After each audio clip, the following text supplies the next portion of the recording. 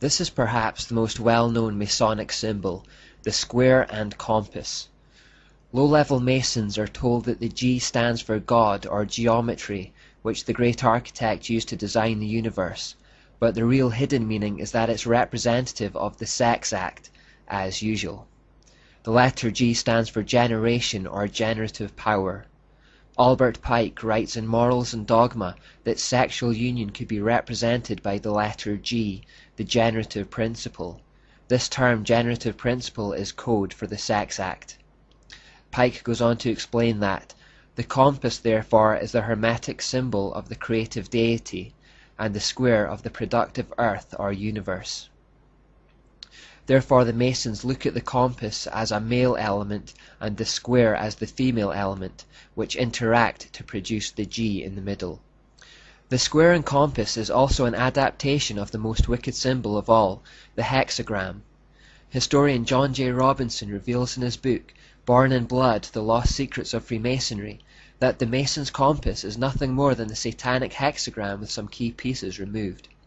As Robinson points out, the Mason began with a fully formed hexagram and then simply removed the horizontal bar from each interlocking triangle. The upper triangle was then stylized into a compass, while the bottom triangle was made into a square. Finally, he placed a G in the middle to represent the generative force of the male and female together. In this next example, we see they put a sun god in the middle instead of the G. The full hexagram is also used in Freemasonry.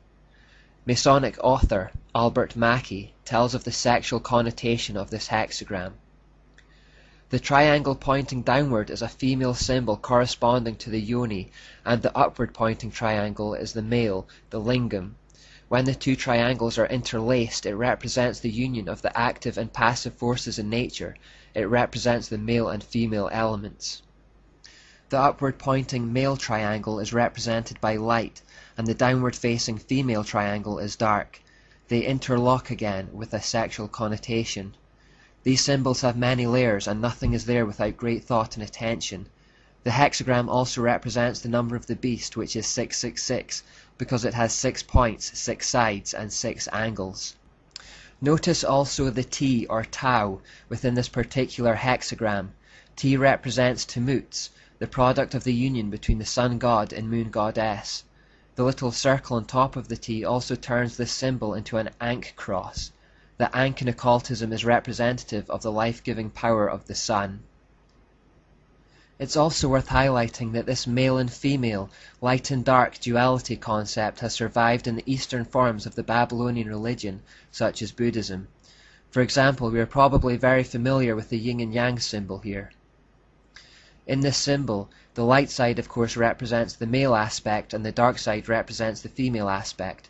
This again is a sexual symbol, and it's very commonly used in the world today.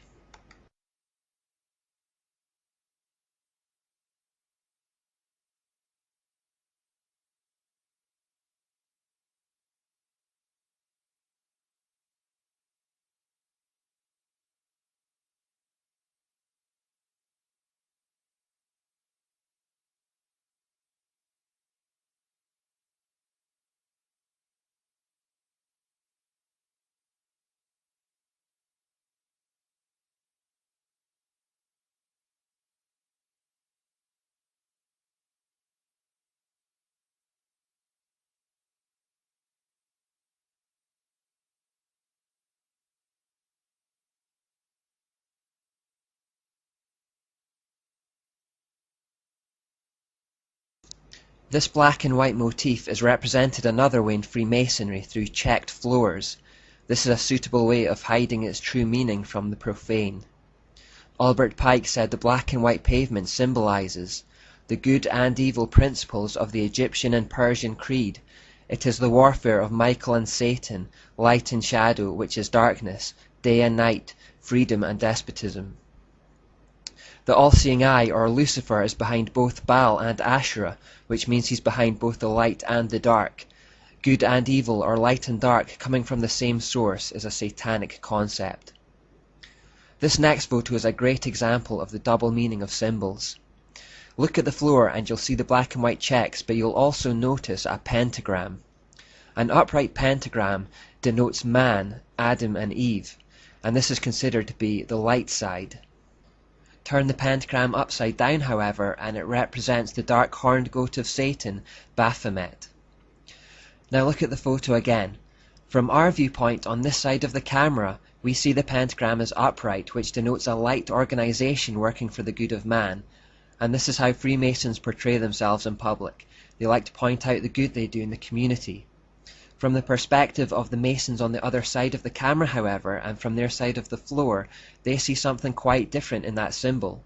From their side, looking towards us, the pentagram is inverted, which is depicting Baphomet and the real dark agenda of the organization. What they see is different to what they present to us to see. Occultists of all types will frequently be seen to be very generous in public. They will become involved with charities, donate freely with their time and money, and generally perform acts that will endear themselves to the public. For example, it was widely reported in recent years that Harry Potter author J.K. Rowling was the most generous giver to charity in the whole of Scotland. This invites statements such as, well, if she gives so much to charity, she can't possibly be a bad person. Harry Potter can't be anything to worry about. We have to remember it is always in their best interests to present a light side to the public which draws empathy and trust, but which masks a dark hidden agenda. Freemasons also wear an apron within their lodges, and again we should now easily be able to make sense of the imagery contained on it. But the aprons are in fact double-sided, like this. The light front side is seen openly, but then contrast it with a hidden dark side that is concealed from view. One thing on the surface, another thing in reality. This quote from Masonic author Carl Cloudy sums it all up. Cut through the outer shell and find a meaning. Cut through that meaning and find another. Under it, if you dig deep enough, you may find a third, a fourth. Who shall say how many teachings? In his typically deceptive way, Satan hides meanings within meanings within meanings, so that darkness becomes light and light darkness. His intention is always to lead people away from the truth and towards their destruction. He is a master of deception. Albert Pike in Morals and Dogma cuts to the chase when he exclaims,